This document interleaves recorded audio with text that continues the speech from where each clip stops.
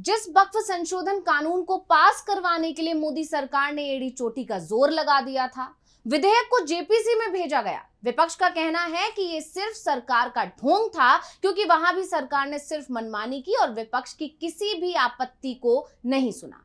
इसे संसद के दोनों सदनों से पास करवाने के लिए देर रात तक संसद तक चलाई गई और उस कानून पर सुप्रीम कोर्ट से मोदी सरकार को करारा झटका लग गया है, क्योंकि उस कानून पर सुप्रीम कोर्ट ने कैंची चला दी। अब सुप्रीम कोर्ट के इस फैसले के बाद से अल्पसंख्यक समुदाय में खुशी की लहर दौड़ गई है। तो वहीं कोर्ट के फैसले के बाद से ही सरकार के अंदर मंथन किया जा रहा है कि आखिर कमी कहां रह गई।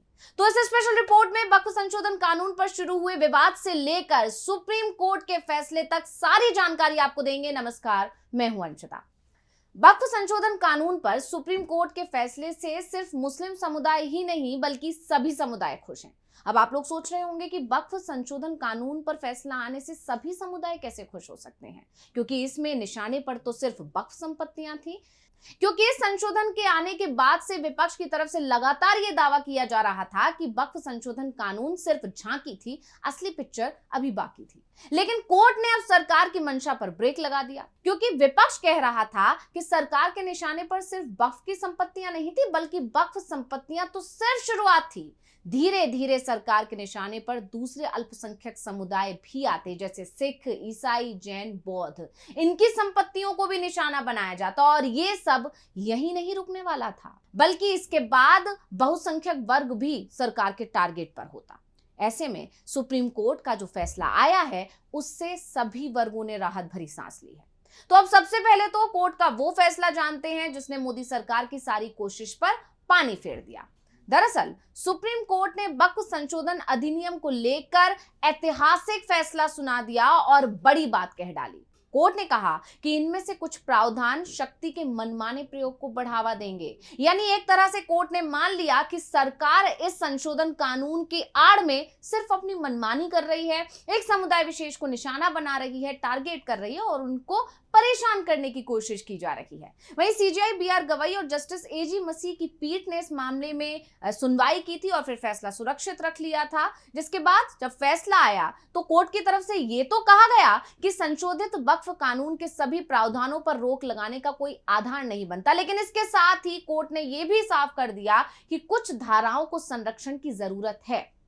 आपको बता दें कि याचिकाकर्ताओं की तरफ से धारा 3R, 2C, 3C और 23 पर रोक लगाने की मांग की जा रही थी। तो चलिए अब विस्तार से ये समझते हैं कि ये धाराएं क्या थीं और कोर्ट ने इन पर क्या टिप्पणी करते हुए इन पर रोक लगा दी। सबसे पहले बात धारा 3R की करते हैं, जिसमें यह शर्त थी कि किसी व्यक्ति को वक्फ बनाने के लिए कम से कम 5 वर्षों तक इस्लाम का अनुयायी होना ही चाहिए। इस पर अदालत ने कहा कि जब तक नियम नहीं बनते ये शर्त मनमानी हो सकती है और स्थगित रहेगी। कोर्ट ने उस पर वक्फ करने की 5 साल की लिमिट पर अब रोक लगा दी है।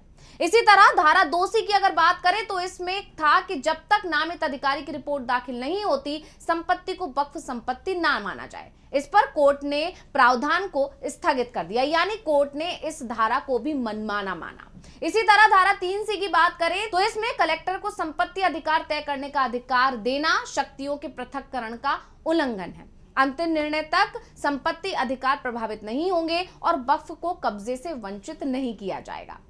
वहीं गैर मुस्लिम सदस्यों की सीमा पर भी कोर्ट ने बड़ा फैसला सुनाया। वक्फ बोर्ड में 3 से ज्यादा गैर मुस्लिम सदस्य नहीं होंगे, ये बात कोर्ट ने साफ कह दी और कुल संख्या 4 से ज्यादा नहीं हो सकती। इसके अलावा धारा 23 के तहत सुप्रीम कोर्ट ने यह भी कहा कि वक्फ बोर्ड का सीईओ जहां तक संभव हो सके वो मुस्लिम ही होना चाहिए।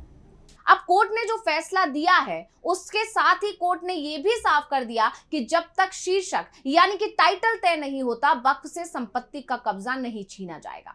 और अपने फैसले को सुनाते हुए भारत के मुख्य न्यायाधीश बीआर गवई की अध्यक्षता वाली पीठ ने कहा, हमने पाया है कि पूरे अधिनियम को चुनौती दी गई है, लेकिन मूल चुनौती धारा 3R, 3C, 14 थी। हमने 1923 के अधिनियम से विधायी इतिहास का अध्ययन किया है और प्रत्येक धारा के लिए प्रथम दृष्टया चुनौती पर विचार किया है और पूरे कानून के लिए पक्षों की सुनवाई नहीं की गई थी, लेकिन जिन धाराओं को चुनौती दी गई है हमने उन पर स्टे दे दिया है। तो ये वो तमाम प्रावधान है जिनको लेकर कानून आने के बाद से विवाद चल रहा था। विपक्ष भी इसका विरोध कर रहा था और मुस्लिम समुदाय भी अलग अलग तरह से अपनी नाराजगी, अपनी आपत्ति जाहिर कर रहे थे। शांतिपूर्ण तरीके से आंदोलन चल रहे थे मुस्लिम समुदाय के जगह जगह। और अब जबकि इन पर सुप्रीम कोर्ट ने अंतरिम रोक लगा दी है तो मुस्लिम पक्ष इसे राहत के तौर पर देख रहा है। जैसा कि आप जानते ही हैं कि संसद के बजट सत्र में जब वक्फ बोर्ड अधिनियम 2025 पेश हुआ तो देश के कई हिस्सों में इसका विरोध किया गया, लेकिन सरकार नहीं मानी। और जब सरकार को यह लगा कि इस बिल पर उसे अपनों का ही यानी अपने सहयोगियों टीडीपी और जेडीयू जैसे सहयोगियों का, एलजेपी जैसे सहयोगियों का समर्थन ही नहीं मिल रहा है, तो सरकार ने आनन फानन में इसे जेपीसी में भेजने का फैसला लिया। जिसके बाद वक्फ बिल संशोधन पर चर्चा के लिए 31 सदस्यीय जेपीसी का गठन किया गया और इसकी पहली बैठक 22 अगस्त को हुई थी। आखिरी बैठक 27 जनवरी को हुई जिसमें 44 संशोधनों पर चर्चा की गई थी। भाजपा की अगुवाई में एनडीए सांसदों के 14 संशोधनों को स्वीकार किया गया था, जबकि विपक्ष के संशोधनों को सिरे से खारिज कर दिया गया था, जिस पर विपक्ष ने जमकर विरोध किया था। बावजूद इसके सरकार ने दोनों सदनों से आधी रात को पास करवाया। लोकसभा में करीब 12 घंटे की चर्चा के बाद वक्फ संशोधन बिल पास हुआ और रात 2 बजे हुई वोटिंग में 520 सांसदों ने भाग लिया, जिसमें से इस बिल के पक्ष में 288 वोट पड़े तो वहीं 232 ने विपक्ष में वोट डाले। इसी तरह इसके अगले दिन राज्यसभा में जब चर्चा हुई तो बिल के समर्थन में 128 सांसदों ने वोट किया तो वहीं विरोध में 95 वोट दिए गए। राज्यसभा में बिल पर दोपहर 1 बजे से चर्चा शुरू हुई थी जो करीब 13 घंटे तक चली थी और इसके बाद आखिरकार 5 अप्रैल 2025 को राष्ट्रपति द्रौपदी मुर्मू ने भी इस कानून को मंजूरी दे दी। और जब कोई रास्ता नहीं बचा तो याचिकाकर्ताओं ने सुप्रीम कोर्ट का दरवाजा खटखटा दिया। मामला सुप्रीम कोर्ट पहुंचा और सरकार की मनमानी के खिलाफ कुल 5 याचिकाएं लगाई गईं। तो वहीं भाजपा शासित 6 राज्यों जिसमें से हरियाणा, महाराष्ट्र, मध्य प्रदेश, राजस्थान, छत्तीसगढ़ और असम ने अलग अलग याचिकाएं दायर की हैं, जिसमें उत्तर प्रदेश शामिल नहीं था। और इन याचिकाओं में वक्फ अधिनियम को रद्द करने या इसमें बदलाव करने पर संभावित प्रशासनिक और कानूनी परिणामों पर प्रकाश डाला गया था। यानी एक तरह से ये बताने की कोशिश की गई थी कि ये बदलाव जरूरी है, ये संशोधन जरूरी है। और इसमें से अगर हरियाणा की बात की जाए तो हरियाणा ने मुख्य याचिका में हस्तक्षेप दायर करते हुए वक्फ संपत्ति के प्रबंधन में सुधार की तत्काल जरूरत पर बल दिया था। इसके बाद सीजेआई बीआर गवई की अगुवाई वाली 2 जजों की बेंच ने वक्फ कानून के खिलाफ दायर 5 याचिकाओं पर सुनवाई की। इस दौरान एडवोकेट कपिल सिब्बल, अभिषेक मनु सिंघवी और धवन पैरवी ने याचिकाकर्ताओं का पक्ष रखा। वहीं सरकार की तरफ से सॉलिसिटर जनरल तुषार मेहता ने अपनी दलीलें रखी थी, लेकिन सरकार की कोई दलील काम नहीं आई और कोर्ट से मोदी सरकार को करारा झटका लग गया है।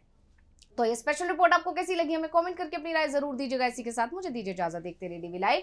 नमस्कार। हमारे चैनल से जुड़े रहने के लिए YouTube पर टाइप करें डीबी लाइव, सब्सक्राइब बटन को क्लिक करें और बेल आइकन को दबाना न भूलें ताकि खबरें आप तक पहुंचती रहें।